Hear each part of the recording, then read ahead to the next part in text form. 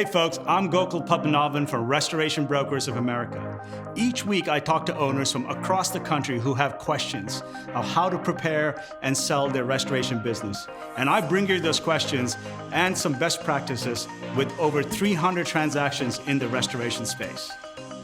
So the question I want to answer today, what is the number one mistake that owners make in selling their business?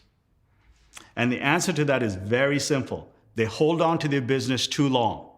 You see, every business has different stages, whether it's a restoration business or whether it's GE or any business in the world will always have a startup phase, and over time, it will start to grow, where you're getting into the growth phase.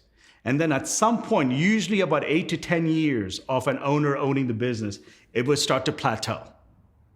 Right? And then at some point, whether after between 10 to 12 years, that business, if you're not motivated and you're not retooling yourself to kind of get it to the next level, it's going to decline. So it never stays in the plateau forever.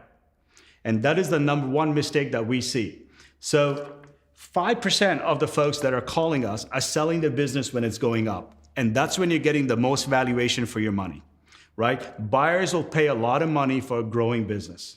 Then when it starts to plateau, 15% of owners are selling when the business is plateaued. Hey, I've been running this the same for the last 4 to 5 years. I want out, right? And that's okay. You're still going to get really, really good offers.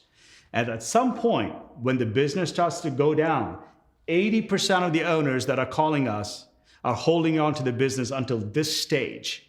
And they're saying, hey, I'm so burnt out, my business is declining, can you help me sell it? And it's too late. It's an unsellable business at that point, right? So that is the number one mistake. If you're thinking of exiting your business, if you're growing and it's the best time to sell the business.